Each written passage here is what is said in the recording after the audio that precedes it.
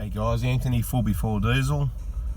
Give this 2019 1gd-Ftv diesel a run. So it's brand new. This is probably in its first 100 Ks. Just to have a look at what the fuel economy is like. A lot of people are wondering, you read a lot of stuff around on the internet and what's what, so we're just going to do a whole heap of information videos. So if you haven't subscribed to our channel 1gd Diesel, do that. So this is what we're looking at after start. So this is from starting the cold engine this morning.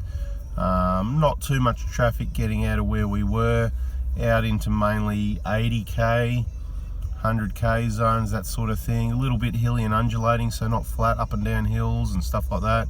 Caught behind some trucks going slow, then overtaking a couple of cars, but not a lot of overtaking. You know, had to stop a few turns. Then we're sort of out on country roads again, a bit undulating up and down hills. Cruise control set on 105, and that's because the next bit of information, the speedo's 5 kilometers out, so to do 100 you set on 105. Then we came into some road work, so we're sitting on, I think it was a 60 zone, we might have been on 65 or something like that, 65, 70, I don't know, it was 60 or 70, somewhere around there, going pretty slow anyway. So obviously this is changing as we're sitting here, the average speed's coming down. Just going to show you another screen, if I can work it out. Not that one. The other screen is after reset, so about halfway through the trip, when we were on cruise control at 105, which is 100, 45 minutes ago, you can see the time difference if I go the right way. Hang on a sec, I'll just go back to the other one. So that's an hour 20, that's the whole trip, 9.7 with a cold engine. And then 45 minutes ago I reset it. So without the cold engine, starting from cruise control 105, then into that slower 70 zone, and then into town and through a few sets of lights, a little bit of stop start, 8 points. This is by the computer, obviously. We're going to do some fills and all that sort of thing. While I was sitting at about 70, 80 Ks an hour cruise control, it did drop down to 7.5 litres per 100, which means you could get 2,000 kilometres out of one of these vehicles with a 150 litre tank of fuel. Obviously, if you're getting 10 litres per 100, you'd be able to do up to 1,500. If you're getting 7.5, that means you can do 200 kilometres on 15 litres of fuel, which means 150 litres of fuel would be 2,000. So your range could be quite easily up to 1,500. Remember, this vehicle is stock standard at the moment. What's it got on it? Basically, it's got absolutely nothing. So the fuel economy is going to get worse, obviously, as the intake system cakes up because of the EGR system. That's going to be happening, that's for sure. There's no solution on this vehicle. That's all part of the exercise. You know, in maybe 10, 20 or 30, I'm not sure we're going to do it yet. Time, but we'll pull it apart and have a look and see how bad that intake system is, clean it up and come up with a solution. So with an average speed of 58 Ks over 45 minutes roughly, you can see it was around 8.5 litres per 100 Ks, which is not too bad. So if you kept driving, it would have come down to that. Obviously this figure, we'll go back to this figure again, the 9.7 for the whole trip with a cold engine.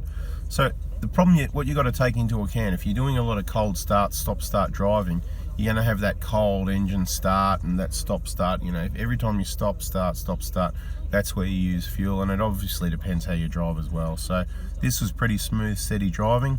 People talk about, oh, you know, tight engines, how they use more fuel, and oh, you know, it's going to get better. I've only done 20,000, it's going to get better. What a lot of rubbish, I got to tell you, right? So yeah, the engine's a bit tighter. It might use 0.0001 litre per, look, it's going to use a tiny bit more, and it's all sort of loosened up pretty quickly. It's not like 20,000 Ks later it's going to get better. Just dreaming. What's going to happen, it's going to get worse as we add accessories and weight to the vehicle. On this one, the plan's not to add a bull bar because we believe it wrecks the whole dynamics of the vehicle, and that's not what we want to do, you know what I mean? We're carrying a lot of extra weight up front. Just depends what you're using the vehicle for. This vehicle is touring Australia, but it's during daylight hours. We can see the vehicle handles well. You can avoid these things most of the time. If you're obviously playing with your phones and not concentrating or falling asleep, different story. But I can tell you now, concentrating without a bull bar is going to work better for you than a bull bar not concentrating. So yeah, you know, they vibrate, rattle around, and they crack in the end and that sort of thing. This is not about bull bars. It's just a little video about fuel economy and what we've experienced so far. You can see it, that's what it is.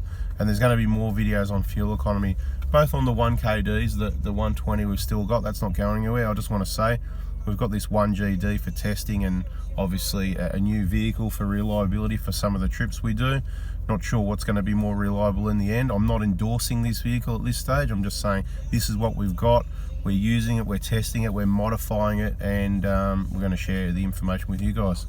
Alright, like usual, thanks for watching. As I said at the start, if you haven't subscribed already, do that. There's heaps of awesome information relating to anything 4x4, diesels, and you know, it might be a lot about 1kds, but a lot of that information translates across to other diesel vehicles and other 4x4s. A lot of general information, and then there's going to be more of that coming your way, including, we put a video up the other day, just a simple oil change, you know what I mean, on a petrol engine. There's going to be more of those as well, and just trying to share the information, help you guys out. Thanks for watching, see ya. Okay, so second drive, the return trip from where we travelled to, and the trip meter still on 130 k's from resetting it halfway across that one. So that was the reset. Let's go to the wrong way.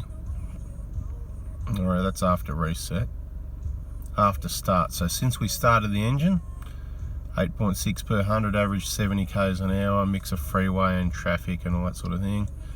Driving relatively nice, speeds up to 110, and obviously some traffic as well. So seems to be getting fairly good economy. Obviously you could get a little bit better than that. I reckon I could get it down a litre if I was trying.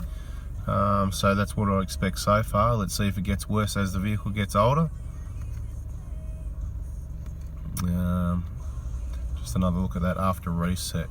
So even though it's got a slower speed, combination of the two trips, it ended up with the same result on fuel economy.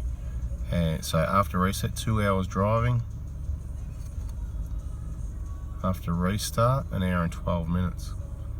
Anyway guys, hope that helps. Fuel economy, what you could or should be getting on a 1gd with a reasonable mix of, you know, freeway and traffic, you know, getting places. Not stop-start traffic's going to be worse. Definitely it's going to be worse. And once you mod the vehicle and add weight and the aerodynamics are changed, the whole dynamics of the vehicle, it's not going to look like this anymore. Right guys, hope that's helped. If you haven't done it already, hit subscribe and we'll have more updates for you coming soon.